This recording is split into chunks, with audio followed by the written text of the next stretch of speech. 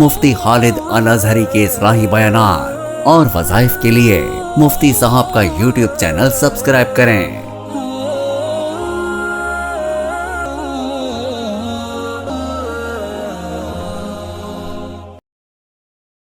نحمده ونصلي ونسلم على رسوله الكريم اما بعد فاعوذ بالله من الشیطان الرجیم بسم اللہ الرحمن الرحیم۔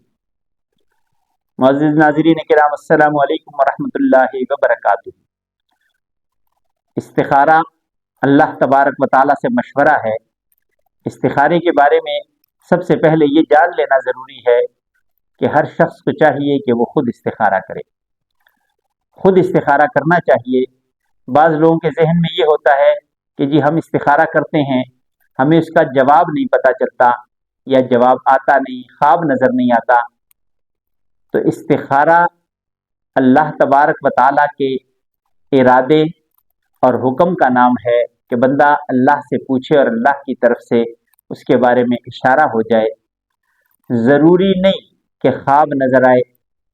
استخارے کے بعد جو بات دل میں آئے وہی اللہ تبارک و تعالیٰ کی رضا ہے، وہی اللہ کا حکم سمجھ کے انسان کو کر لینا چاہیے۔ سب سے پہلا استخارہ تو یہ ہے کہ جو مسنون استخارہ ہے، دعائے استخارہ، نماز کی کتاب میں اور مختلف کتابوں کے اندر وہ دعائے استخارہ اللہم انی استخیرک والا وہ لکھا ہوا ہے، وہ ذرا مشکل طریقہ ہے، ہر شخص کر نہیں پاتا۔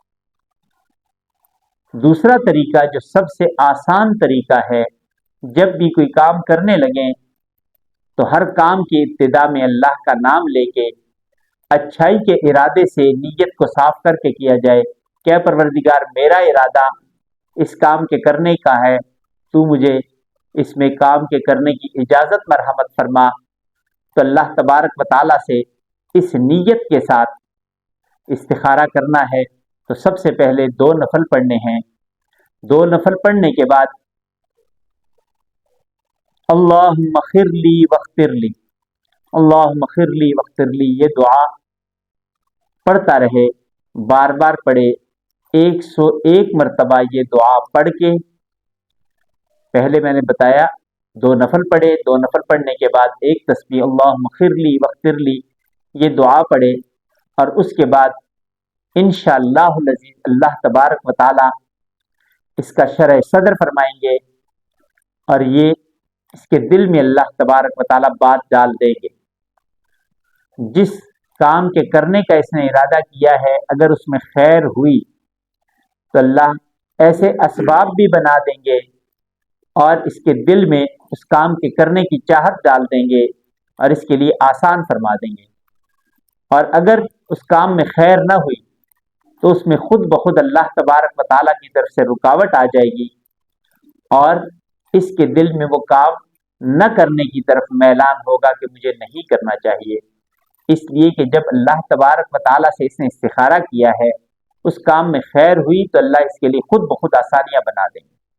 اتنی آسانیاں ہو جائیں گی کہ وہ کام یکدم ہو جائے گا، اور اگر اس میں خیر نہیں ہے تو اللہ تبارک و تعالیٰ اس میں رکاوٹ ڈال دیں گے۔ یہاں پہ ایک بات قابل ذکر ہے کہ بعض دفعہ لوگ کام نہیں کرنا ہوتا، کوئی بھی کام ہو، رشتہ ہو، کاروبار ہو، کوئی چیز خریدنی ہے نہیں خریدنی، ارادہ ان کا بدل جاتا ہے وہ کام کرنے سے پہلے ہی، تو وہ دوسرے بندے کو بتانے کی بجائے، انکار کرنے کی بجائے استخارے کا بتا دیتے، جی استخارے میں ٹھیک نہیں آیا، اور حالانکہ انہوں نے یا استخارہ کیا نہیں ہوتا یا استخارے میں ایسی کوئی بات نہیں آئی ہوتی۔ تو اس طرح سے کسی کو کہنا یہ بہت ہی غلط بات ہے۔ نہ صرف یہ عام جھوٹ ہے بلکہ یہ عام جھوٹوں سے بڑھ کے جھوٹ ہے، اس لیے کہ اس نے اللہ تبارک و تعالیٰ کی طرف اس کی نسبت کر دی۔ استخارے کا کہہ کے میں نے اللہ سے پوچھا اور اس میں یہ جواب اس طرح آیا، تو اپنی مرضی کو اس میں شامل کر کے یہ عظیم گناہ، کبیرہ گناہ تو ہے ہی، لیکن اس کبیرہ کے ساتھ ساتھ یہ بہت عظیم گناہ ہے، اس لیے کہ اس نے اللہ تبارک و تعالیٰ پہ جھوٹ باندھا ہے، اور جو اللہ پہ جھوٹ باندھے اس کا پھر کیا انجام ہوگا یہ تو ہر مسلمان جانتا ہے۔